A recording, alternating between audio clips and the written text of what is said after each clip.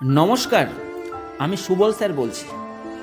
আমি 2016 সালের এসএসসি পরীক্ষার মাধ্যমে নিযুক্ত হওয়া একাদশ দ্বাদশ শ্রেণীর রাষ্ট্রবিজ্ঞানের একজন যোগ্য শিক্ষক। সততা, মেধা, পরিশ্রম ও অধ্যবসায়ের উপর ভিত্তি করে আমি এই চাকরিটি অর্জন করেছিলাম। এই চাকরিটি পেতে আমাকে যে কী পরিমাণ পরিশ্রম করতে হয়েছিল তা একমাত্র আমি আর আমার পরিবার জানে। কিন্তু আজ আমার বর্তমান অবস্থা কি? আজ আমি আর এই পৃথিবীতে নেই। হ্যাঁ, আমি জানি যে আপনারা জানেন যে আমার ব্রেন স্ট্রোকে মৃত্যু হয়েছে, কিন্তু বিশ্বাস করুন, আমার ব্রেন স্ট্রোকে মৃত্যু হয়নি, আমাকে খুন করা হয়েছে। হ্যাঁ, ঠিকই শুনেছেন, আমাকে খুন করা হয়েছে। আমাকে খুন করেছে রাষ্ট্র, আমাকে খুন করেছে বিচার ব্যবস্থা, আমাকে খুন করেছে ভালো মানুষের মুখোশ পরে থাকা চরম শয়তান কয়েকজন আইনজীবী। এই আইনজীবীগুলির একমাত্র কাজ হলো নোংরা রাজনীতি করা এবং কোটি কোটি টাকা ইনকাম করা। এরা ওয়েটিং ক্যান্ডিডেটদের সুবিচার দেবে বলে তাদের আন্দোলনে একাধিকবার গিয়ে কথা দিয়েছিলেন। এদের থেকে কোটি কোটি টাকা ইনকাম করে কোর্টে গিয়ে প্রেয়ার করলেন সমগ্র বাতিল করার। এতে কি যোগ্য ওয়েটিং ক্যান্ডিডেটরা সুবিচার পেল? এতে কি সত্যিই কারো ভালো হলো? অথচ আপনারাই তাদের আন্দোলনে গিয়ে কথা দিয়েছিলেন যে আপনাদের পাশে আছি। কিন্তু বাস্তব সত্য হলো, আপনারা এমনভাবে এদের পাশে থাকলেন যে বহুজন যোগ্য ওয়েটিং ক্যান্ডিডেট বয়সজনিত কারণে পরীক্ষা পর্যন্ত দিতে পারলেন না, চাকরি তো দূরের কথা। আমি নিশ্চিত সমাজের সামনে সাধু সেজে থাকা এই ভণ্ড ও শয়তান আইনজীবীদের প্রকৃত রূপ একদিন উন্মোচিত হবেই। এদের পালের গোদা এখনো পর্যন্ত তার পছন্দের ইউটিউব চ্যানেলগুলিতে নির্লজ্জের মতো বলে চলেছেন যে অল আর ফ্রড। অথচ উনি যে দলটি করেন সেই দলের মীনাক্ষীদি সহ একাধিক উচ্চ নেতৃত্ব বলেছেন যে আমরা যোগ্যদের পাশে আছি। তাহলে কোনটা ঠিক, অল আর ফ্রড নাকি যোগ্যদের পাশে আছি? বিশ্বাস করুন, আমি ফ্রড নই। আমি আমার নিজের যোগ্যতায় চাকরিটি অর্জন করেছিলাম। জানেন, ছোটবেলা থেকে আর্থিক দুরবস্থার কারণে ঠিকমতো দুবেলা পেট ভরে খাবার পর্যন্ত জুটত না।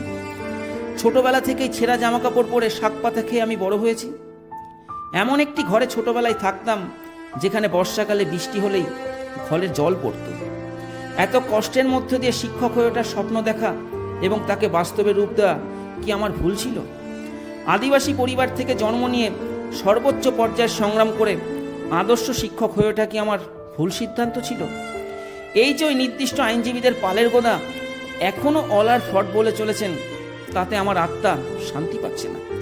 কারণ আমি সৎ পথে চাকরি পেয়েছি।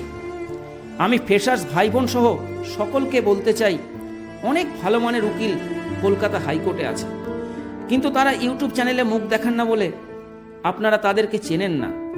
যদি মনে হয় নিয়োগে কোথাও কোনো ত্রুটি বিচ্যুতি আছে, তবে খোঁজ নিয়ে কলকাতা হাইকোর্টের অন্য যে ভালো মানের উকিল আছে তাদের কাছে যান। কিন্তু এই মানুষরূপী শয়তানগুলোর কাছে যাবেন না, কারণ এরা আপনাদের থেকে কোটি কোটি টাকা ইনকাম করে নোংরা রাজনীতি করে আপনাদের ডুবিয়ে দেবে। এই অমানুষ আইনজীবীগুলির মূল রাগ শাসক দলের ওপর, কিন্তু শাসক দলের কিছু করতে না পেরে এরা শ্রমজীবী সাধারণ বাড়ি থেকে উঠে এসে যে সমস্ত ছেলেমেয়েরা নিজের যোগ্যতায় চাকরি পেয়েছেন তাদের জীবন ধ্বংস করার খেলায় মেতে উঠেছেন।